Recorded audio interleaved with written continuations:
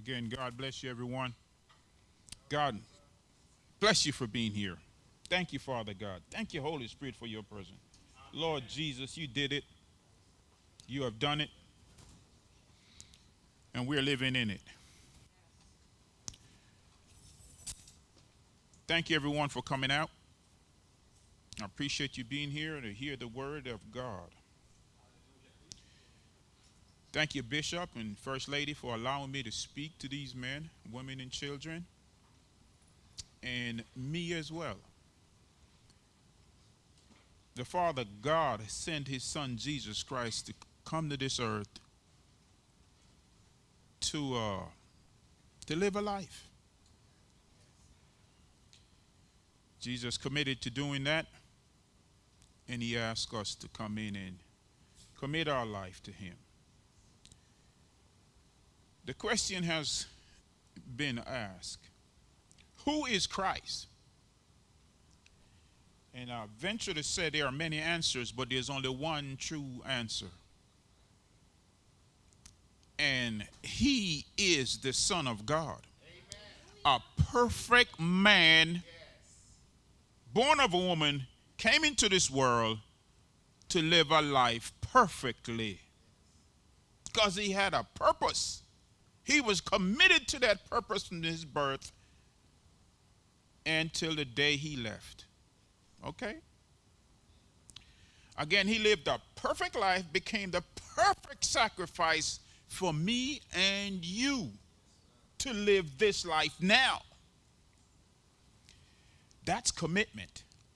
That is true commitment. Regardless of what's happening, he was committed to that, and he is committed to that cause.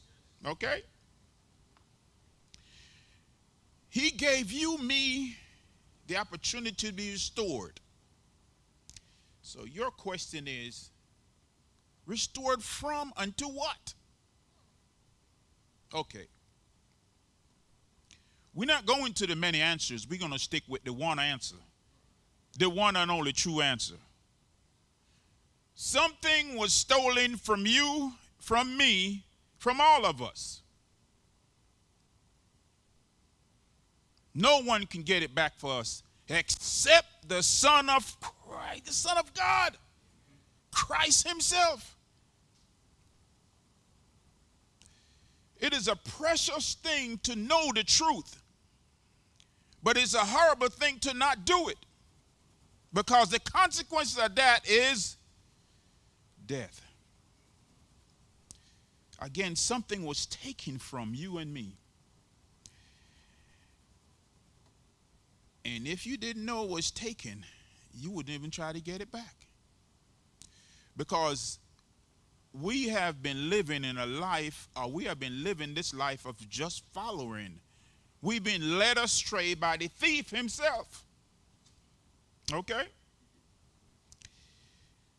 It was taken, stolen a long time ago from us. Adam lost it. Jesus Christ came to redeem it. He is here. He is in the business of restoring. Okay? Now, as I said, the stealing is continuing today, because we know what the evil one is trying to do. We know what we should be doing. Why are we not doing it? Let's ferment on that. But I'm going to give you a scripture. Hosea 4:6.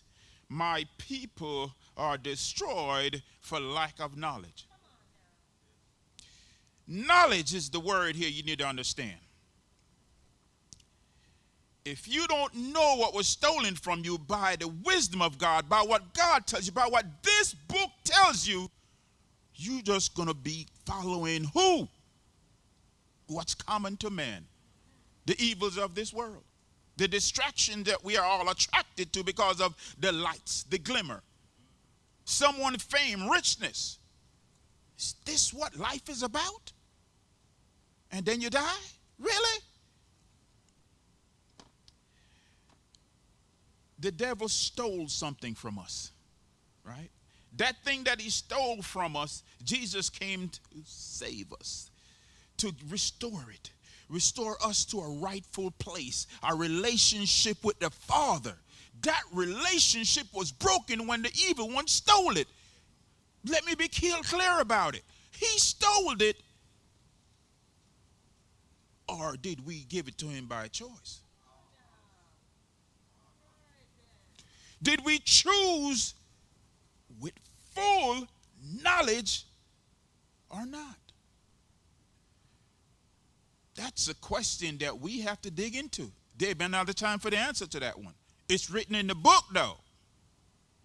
No, yes. We had full knowledge. No, we didn't have full knowledge. But we're not here to quarrel about that. That's not the purpose of this sermon, of this teaching. This teaching is about a recommitment of your life, a restoration of your life, looking at how you should live, because there's an example that was left for us. It's written in the book. Read the book so you could get an example of what you need to do on a day-to-day life of living. There's an example. Yes, we are a work in progress. Yes, we're living this life. Yes, we're going to have trouble in this life. Yes, Jesus is here, his Holy Spirit, to restore us. Why are we not holding on to that restoration that's offered to us freely? He went to the cross, he died, and gave us an opportunity to know the Father. He said, if you've seen me, you have seen the Father, to his apostles, to his disciples. We now have to read this book, find out, ask him, talk to him, build a relation to the Father through him, so you can understand your purpose on this earth.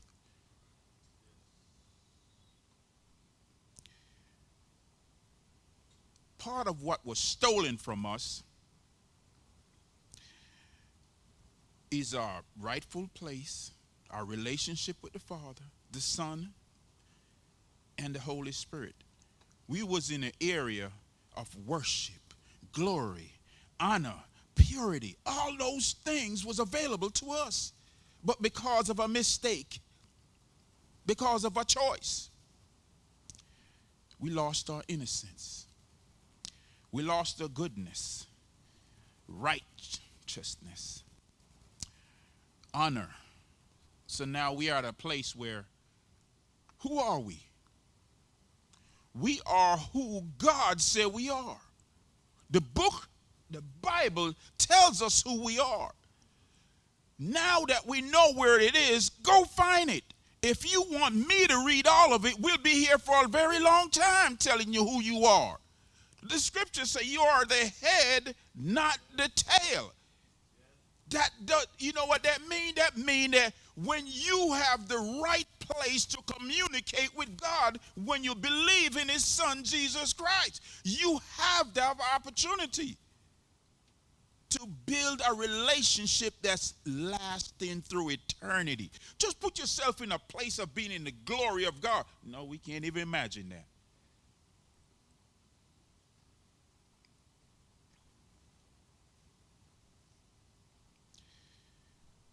We are the original owner or recipient of this place. But it was not like this in the original creation. Okay? It was not like this. Christ came to give us back what was rightfully taken, our rightful place that was taken from us, the relationship of perfection, honor to the Father for eternity. Okay? Again, the word commitment. It's an agreement, a pledge to do, to be dedicated to a cause. The cause that Jesus wants us to realize is that he came, lived the perfect life, died, and gave us an opportunity to build a strong, the strongest, the best, the clear relationship with God. There is no mistake. We will have troubles. We will go through things here on earth. Again, it is not perfect here. And the biggest word in that statement is we're going through. We're not staying in it. We're going through it. Who is bringing us through it?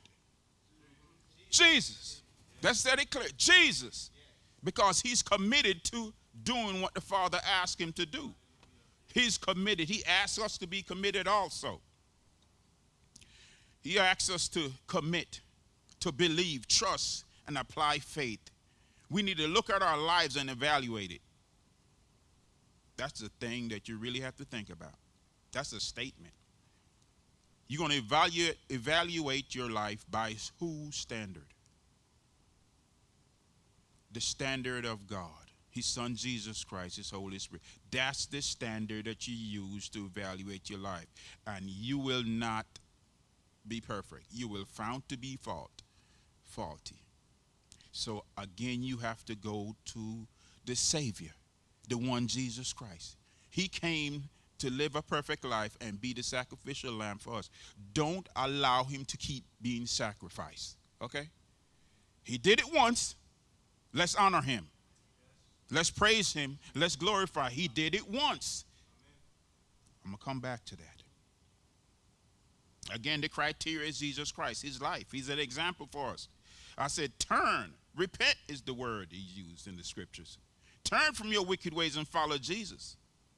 Restoration is one of the main things Jesus Christ does. Okay? I said it before a little different way. We got to understand who he is. As godly people, are we following him?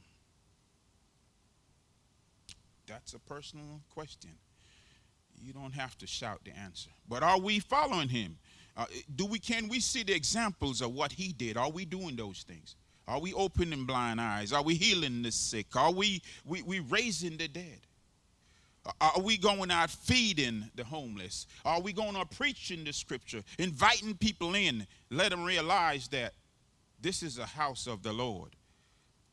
The building is a structure, but this temple, your temple, belongs to the Lord because you have committed yourself to him, to serving him all your life. So again, I say, commit yourself to the Lord. He leads to eternal life. The scripture, John 5:19, gives us an example of Christ's commitment. Most assuredly, I say to you, the Son can do nothing of himself, but what he sees the Father do. For whatever he sees, whatever he does, the Son also does in like manner. We could read down, and you see it on the screen. John 20. For the Father loves the Son and shows him all things that he himself does, and he will show him greater works than these, that you may marvel. For as the Father raises the dead and give life to them, even so the Son gives life to whom he will. Woo! Amen. For the Father judges no one, but has committed all judgment to the Son, that all shall honor the Son just as they honor the Father. He who does not honor the Son does not honor the Father who sent him. Now, I told you, he's in the business of what? Restoring you. Restoring what was stolen from you. This did not have to exist if we had stayed in the rightful relationship with God, because we would know sin. But we're not there. We're here. And because we're here, we have to be obedient. We have to start by doing something different. If you're not doing what the Lord asks you to do, you need to start doing it. It's going to take commitment. It's going to take obedience. It's going to take faith. This commitment creates a natural, a mutual trust with the Lord. This trust leads to honesty. It leads to faithfulness. It leads to obedience and death. Ooh, death. Yes. Die to self. Self wants what's in this world. Self loves what's in this world. Why? Because it's familiar to self. Let this book guide you to a familiar place, to a word of commitment, a fulfillment of eternal life, this word will give you strength to go through, to press on, just to think about how much Christ laid it all out on that cross for us. And we have abused him every day. I'm in that we. Yes, the biggest portion about it, I don't want to stay there. So I constantly ask him, Lord, change me. Do something in me so that I can do what you ask me to do without failure, with an obedient heart. Christ already did the sacrifice, and now I have to just be obedient and faithful in what he says to do that, because that will give you, me, all of us, life eternally. We have this opportunity because, again, we have been robbed. We get upset about it. The Lord said, vengeance is mine. So we don't need to run around and go do anything about it, but we need to do what the word say about it, right? Now, Jesus Christ in John 10:10 says, the thief comes only to kill, steal, and destroy. I have come to give you life, and that you may have it more abundantly. Okay, now, that abundant life right here, if you do the word, that's the caveat. You have to do what the word said, the living word, what Jesus said and did. You have to do it. By doing it, you get to a place where this matters, but it's not the most important thing, okay? We have relationship, we build relationship, we work, we do all these things, but it's not the most important thing. The most important thing is what Jesus says.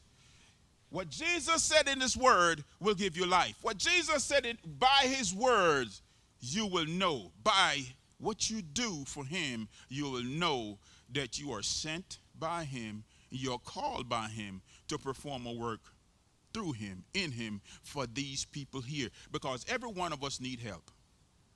Every one of us need help. And sometimes it's not this long, oh Lord, and oh Lord. No, just go straight to help, Jesus. Help, Jesus. Simplest thing. And sometimes you don't even get to the help part. You just say, Jesus. And every knee shall bow. Every tongue will confess that Jesus is Lord. So regardless of what's going on around you, Jesus, he shows up. Because what? He loves how we apply faith in this natural world to what he has done and what he's calling us to do. Like I said, it's a simple thing. The enemy is trying to make it difficult for you. He is not going to make it easy. He knows how to entice you, because guess what? He's been around a long time. We might see 70, 90, 100, 120. More likely we won't see 150. But the point is, he's there and been there. And he so-called know us. Where we really shock him is the day you decide to accept Christ in your life. That's where that came from. That's what he's, he's leaving. He's been with me so long. But guess what? So long. So long, okay? Be gone. And use what the scripture says to defeat him. It is written, man shall not live by bread alone, but every word that comes from the mouth of God. Use his words, God's word, Jesus' word, the Holy Spirit word against the enemy. Don't come out there, I don't know. That's right, you don't know. Go to the word so you can find out, so you could know. I'm telling you, it's a powerful statement to live with the Lord. You want to say, I do. I am staying with you, Lord. I don't care what, I'm staying with you. This world might beat me up and take me through trials, but guess what happened at the end of the trials? A commitment stays a commitment with the Lord. He doesn't break his commitment to you. What he said he's going to do, he's going to do. One of the biggest things that happens to us is, and it takes us in a bothersome place, is the self. Self is the flesh making itself bigger than God. There's no one bigger than God, so don't even try it. There's no one you can magnify. You can do it, but the truth of it is you doing it.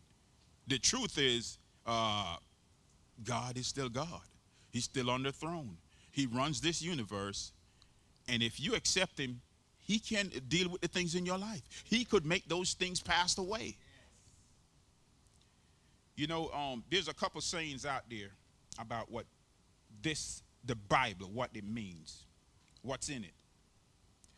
All the words in here, every word that I've spoken tonight is in here. Maybe not in the same order, but they're in here, okay? If you could record this and write out every word I say and go back and look, you'll find it somewhere in here, okay? The other part of that is the word Bible. It is written B-I-B-L-E, basic, some people call it basic instruction before leaving earth. How much of this Bible you think God wants you to know? All of it. The major reason why? It's life. It's constantly changing you. You'll go out one day and come in a different way because you read the Bible between the time you went out and came in. Not only you read it, you studied it. Faulty. But I can say that because I know me. You know you. You know what you need to do. There's another couple words out there, terms out there. Beginner instruction before leaving earth. Basic instruction before leaving earth. The best instruction before leaving earth. Okay, let's say you didn't read it and somebody tell you that term. What would you think of? Where is that? But you know, it's okay. So what if you did read it? You're a beginner and you start reading it as a beginner. Are you then just trying to figure out everything in it all at once? Or are you going through the sections by sections? As a child, we read the Bible and we didn't understand it. As a teen, we read it and well, man, I got some other things to do. Fine. As an adult, starting to come into adulthood, you read it. And things you're starting to understand some things, some stuff. As you kept reading, though, situations came up. Issues showed up. You say, that's not me. Just wait a minute. Wait till you get around that corner. Consequences and situations that they are waiting on you. Guess why? Because you're at a place where you need to make a decision. And the enemy know that if I could keep you relaxed, comfortable in that place, you won't make that decision. But he doesn't know your expiration date. God does.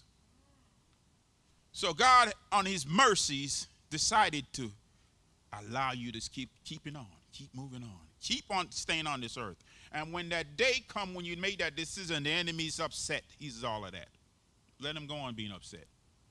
That's not your purpose.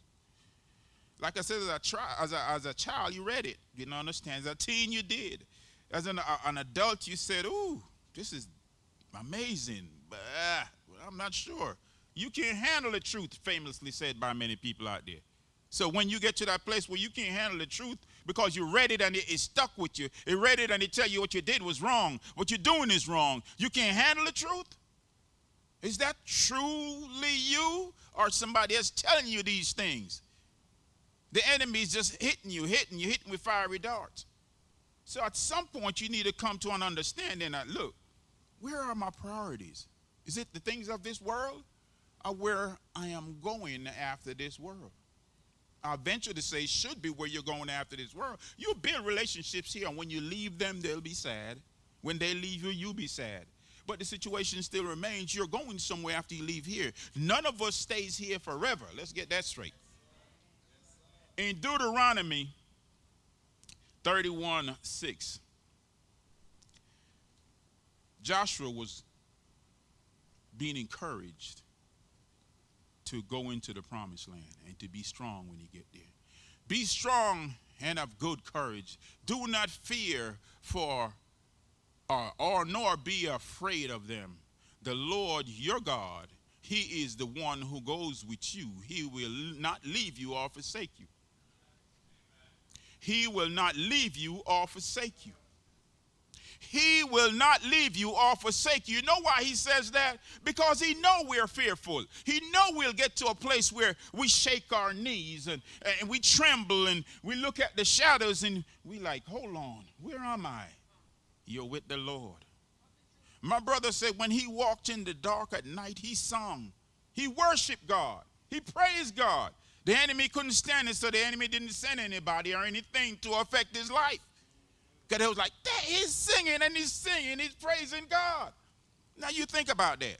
When you're going through something, who you need to call on? Who you need to stay with? Because what he said he'll do, I'll never forsake you. I'll never leave you. So by him telling you that, that should give you some confidence inside that when I'm going through stuff, it's just for a moment.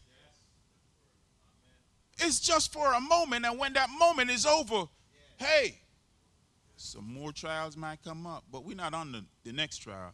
Right now, we're going to glory in the one we just went through, okay?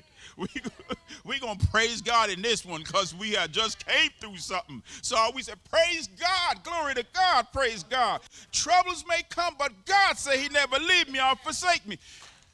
Lady Wanda is in the hospital right now. But God said he never leave her or forsake her. Be strong and of good courage. Because you have went through something. You could come up here and tell somebody, look, I might not be going through what you're going through. I might not have went through what you went through, but by the grace of God, I'm here because he brought me here. Because what he wanted to do in my life, he could do in your life, and bring you out into a glorious relationship with him. That relationship starts right now. Right now, you have an opportunity to change from where you was going, to turn and go another way. Peter, in the Bible, denied Jesus 3 times. Matthew 26, 69 through 75. Please look it up. Jesus came to Peter and did what? He came and restored him. Now, restore him. John 21, 15 through 21. Jesus came to Peter. As he went there, he said to Peter, Peter, do you love me? Peter said, yes, Lord, I love you. Peter, do you love me? Again. Yes, Lord, you know I do. And he went to a place in Peter's body that the very words changed things in Peter. He said, Peter, do you love me? Ooh. He broke down in tears. How many times have you went in your prayer closet, started talking to the Lord, and you couldn't even talk? All you could do was cry. Because that place was intimacy. That place was a place that God has reserved in you for a time, for that time. For you to get to know him, for him to relate to you. So nothing on the outside of you interfere with that place with him. That's that personal space. Okay?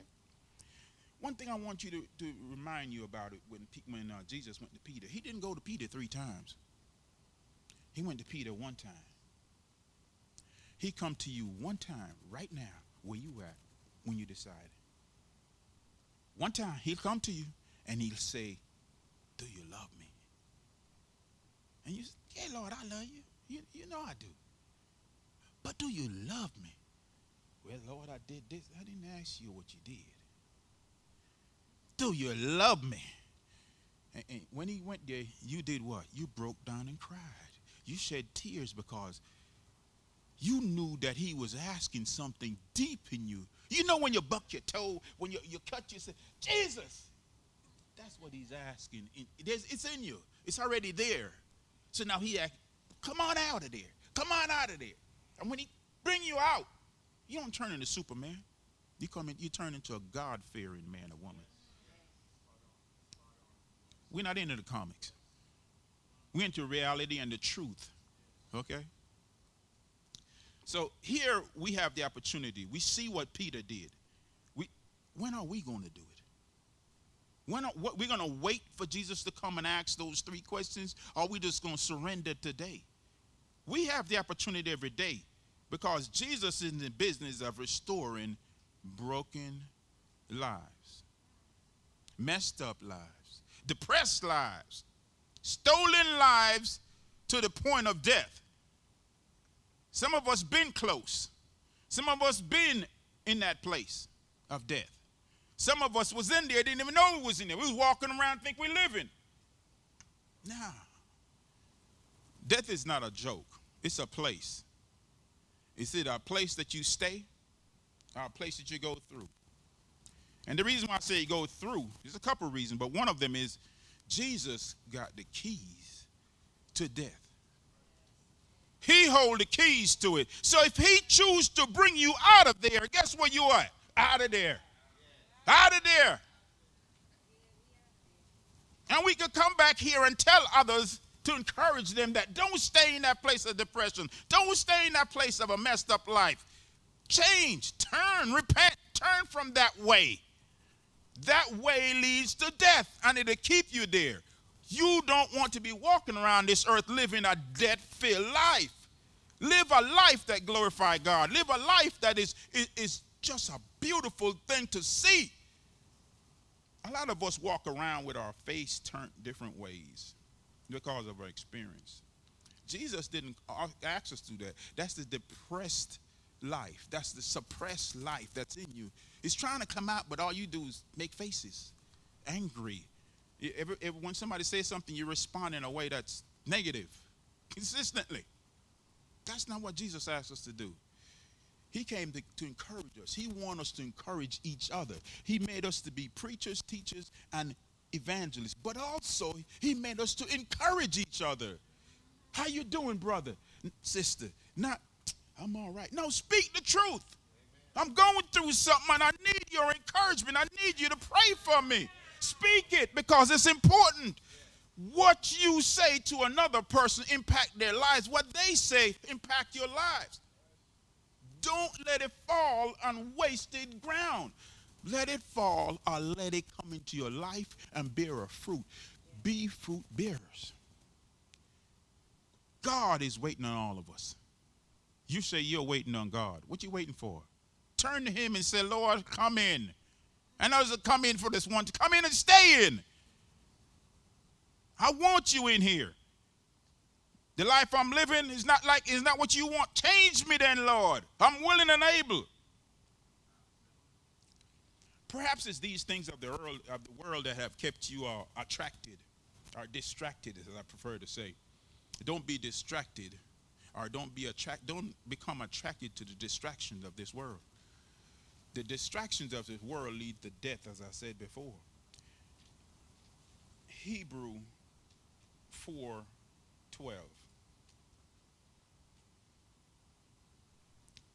The gospel is the word of God spoken by God to men, for men to live an abundant life on earth until Jesus comes back or we leave to see him.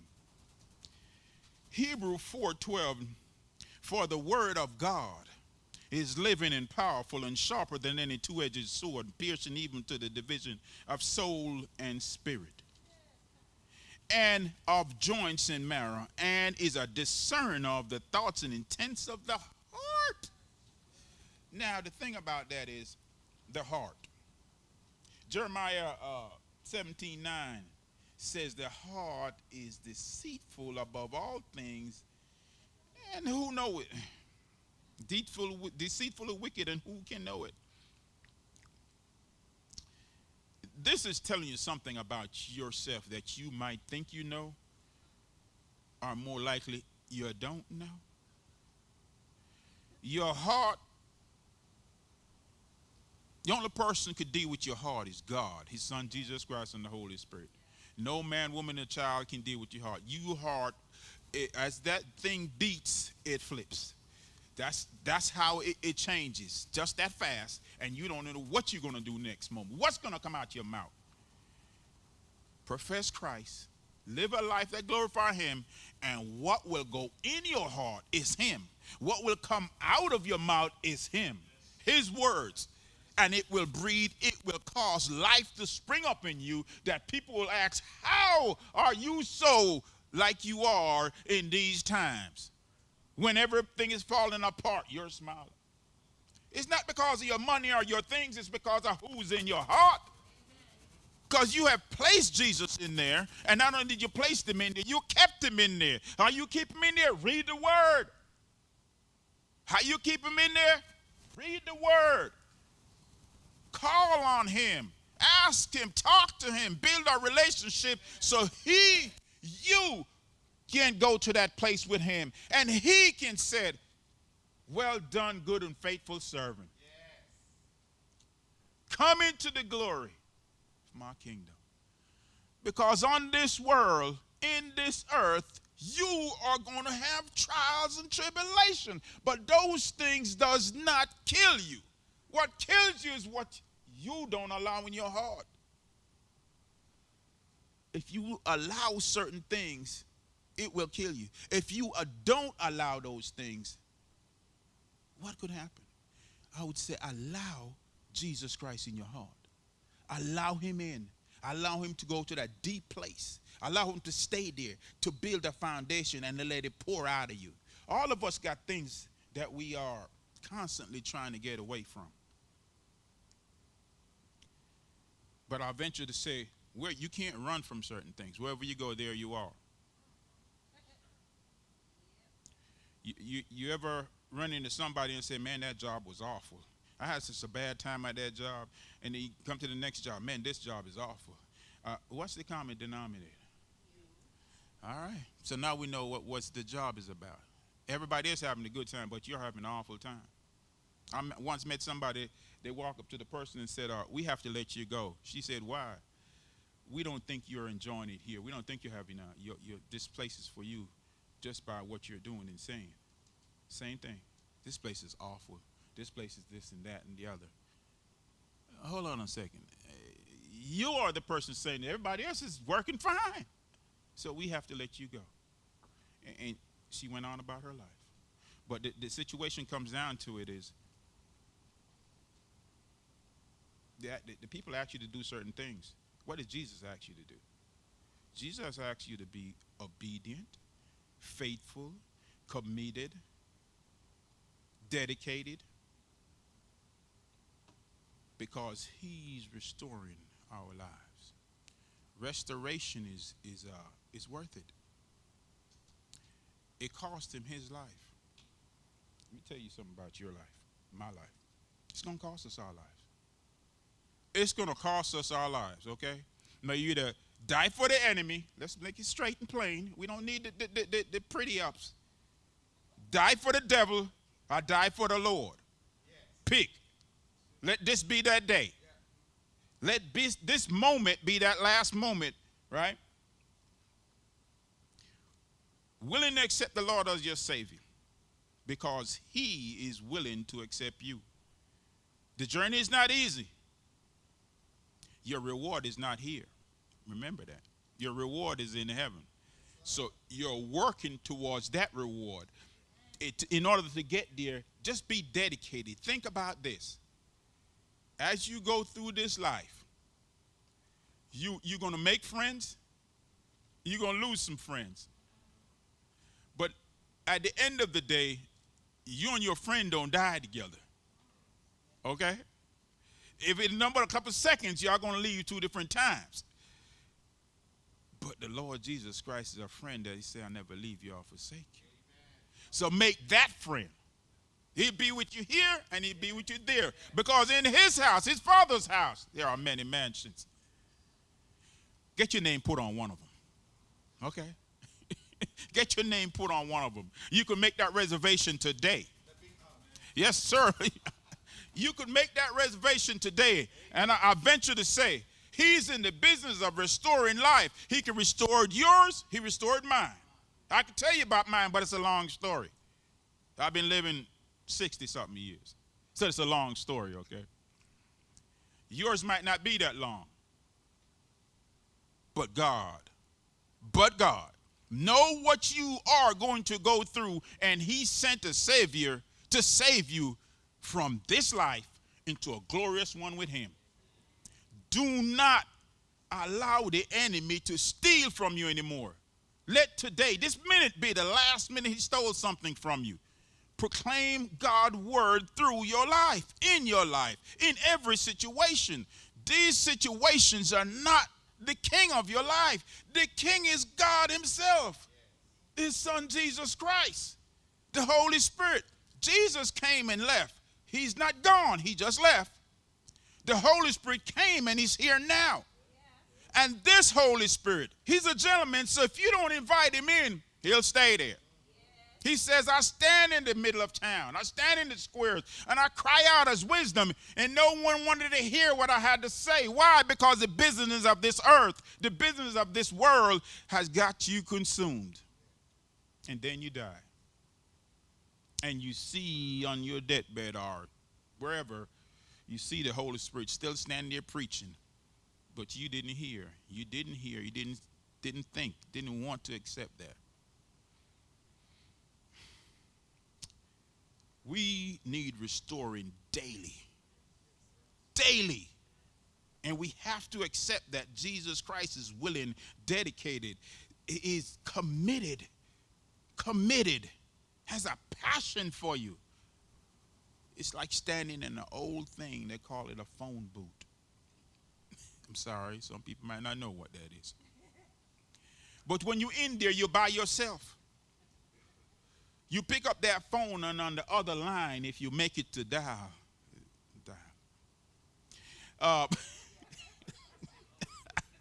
If you do that, somebody might pick up the line and inform you of what's going on. We don't have to go to the phone booth to make the phone call. Where you at right now, call on Jesus. And I'm going to tell you something, he'll answer. But are you too busy with the things of this world to hear the answer? To hear when he answers? If he answers you from the inside, you know he answers, because something will change in your situation, in your circumstances. Something will change, and when that thing changes, all you could say, praise God, I'm not the same as I used to be. He took me out of a pit and brought me to the mountaintop, and he said, come on, because the end is near. Every one of us has an end, an expiration date. Don't wait to that expiration date to say, oh, Lord, hold on a second. I'm not ready yet. Let me commit. No. Do it today so you can get to the end and be glorious. See the glory of God. Be honored. So he could say, son, daughter, come into my kingdom. Come into this great place because it's been prepared for you. Your name was reserved in heaven. There's your spot. There's your spot. There's your spot. Not why. Man, it's not. Stop whining. You're in heaven. Praise the Lord. Whining will not come in your mind because you're in a place where it's glorious. It's perfect. You have now experienced perfection. You have an opportunity to live eternity with the Lord God Almighty. So let me tell you about your future. You have a glorious future. You have to make the decision. Making that decision is a responsibility of each and every one of us. We are of age. We have experienced life. And if nothing else, we have read this book. Now, understanding of this book, ask the Lord for understanding so he could tell you what each word, each sentence, each chapter, each person is talking about. He's talking about lives possible. Your life is in here. One of these stories resemble your life. And the reason why I resemble, because God want to talk to you. And read, if it ain't that one, read the next one. Because potentially it's just around the corner. But God loves each and every one of us. And every day he gives us the opportunity to repent and turn from our wicked ways and seek his face. And he will give us life and give us so much life in this world that this world will not matter to the extent that it does now in some of our lives. I love you. I care about you. Want the best life for you. But I can't do it for you. You, Jesus Christ, is the one could do it. You have to make that decision to accept him in your life so he can work that out. It's not magic. So don't think about it like that. Think about it like this. What he says, he'll do. He will never leave you or forsake you. And part of what he says is, I love you. I love you so much that I'm willing to die for you. Or do you love him enough to die for him? Because persecution is coming. Enter the house of the Lord first. So now we're here at this place. The place is this. Are you willing to commit your life today to a deeper, a stronger, a better relationship with the Lord Jesus Christ? The Lord Jesus Christ has committed to you.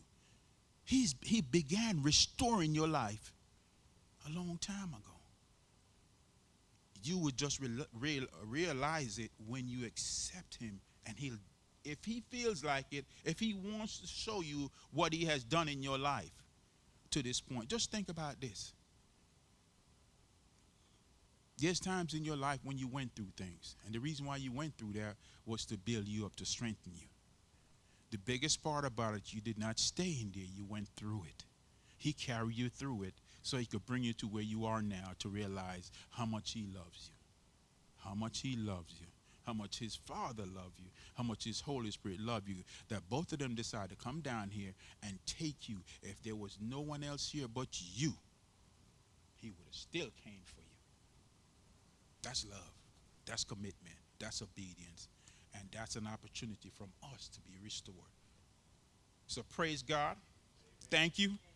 Thank you for allowing me to speak to you guys. To God be the praise. Amen. Amen. I thank you. I love you guys. I appreciate you all being here. God bless you. Amen. Thank you. Thank you.